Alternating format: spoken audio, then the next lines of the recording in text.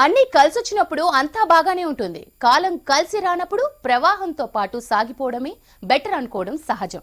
Political game లో rules మారినప్పుడు కొత్త రూల్స్ నే తర్వాత ఆడేవాళ్లు ఫాలో అవుతారు. ఓ జిల్లాలో ఇప్పుడు అదే జరుగుతోందంటున్నారు.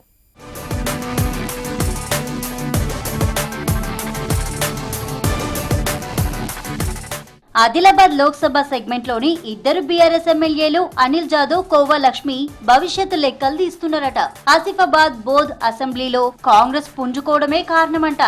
మొన్నటి ఎంపీ ఎన్నికల్లో ఈ రెండు సెగ్మెంట్లలో బీఆర్ఎస్ కంటే కాంగ్రెస్ ఆధిక్యత సాధించింది. కారు పరిస్థితి ఇలానే ఉంటే వచ్చే ఎన్నికల్లో కష్టమనే భావనలో ఉన్నారట. ఈ ఇద్దరు హస్తం వైపు చూస్తున్నారనే ప్రచారం జరుగుతోంది. అధికార పార్టీలో చేరితే జిల్లాలో బాగుంటుందనే ఆలోచనలో ఎమ్మెల్యేలు ఇద్దరు ఉన్నట్టు వాళ్ళ అనుచరుల మాట. ఉమ్మడి ఆదిలాబాద్ జిల్లాలో ఇప్పటికే నిర్మల్, ముదోల్, ఖానాపూర్, బోధ్, కాగజ్ నగర్ మాజీ ఎమ్మెల్యేలతో పాటు ఇద్దరు ఎమ్మెల్సీలు, సిట్టింగ్ ఎమ్మెల్సీలతో మొత్తం 8 మంది కాంగ్రెస్ గూటిలో చేరిపోయారు.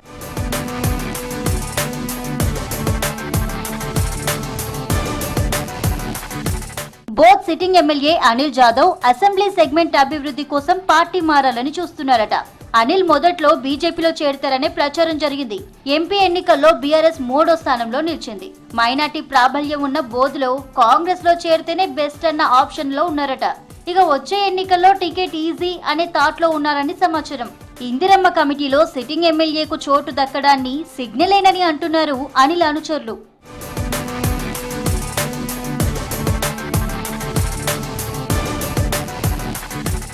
ఉమ్మడి జిల్లాలో 8 మంది కీలక నేతలు కారు దిగిపోవడంతో గులాబీ పార్టీ ఉనికి ప్రశ్నార్థకమైందని అనుకున్నారట Asifabad MLA Kova Lakshmi. Asifabad assembly segment లో ఎంపీ అభ్యర్థి మాజీ ఎమ్మెల్యే సక్కుతో ఎమ్మెల్యేకు పడతలేదట. ఎంపీ ఎన్నికల్లో ఆసిఫాబాద్ సెగ్మెంట్ భారీ మైనస్ కావడంతో సిట్టింగ్ ఎమ్మెల్యే సహకరించడం లేదని ఎంపీ అభ్యర్థి ఆరోపిస్తున్నారట. సిట్టింగ్ ఎమ్మెల్యేకు నీడలా మారారట మాజీ ఎమ్మెల్యే. కోవా లక్ష్మి ఎన్నిక చెల్లదని కాంగ్రెస్ అభ్యర్థి కోర్టులో కేసు వేశారు. కేసు వీగిపోయేలా చేస్తే స్నేహహస్తం అందుకుంటానని డీల్ జరిగిందని నియోజకవర్గంలో పెద్ద చర్చట.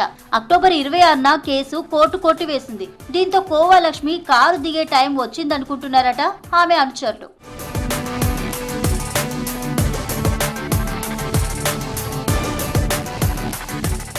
వీళ్లతో పాటే మరికొందరు కూడా గులాబీ పార్టీకి గుడ్ బై చెప్పే ఆలోచనలో ఉన్నారని టాక్. ఇద్దరు ఎమ్మెల్యేలను కాపాడుకుంటూనే క్యాడర్ లో మనోస్థైర్యాన్ని పెంచేందుకు ప్లాన్ చేస్తోందట బీఆర్ఎస్. పరిస్థితి బాగాలేకనే 8 నెలల్లో కేటీఆర్ 2 సార్లు పర్యటించారని క్యాడర్ చెప్తున్నమాట.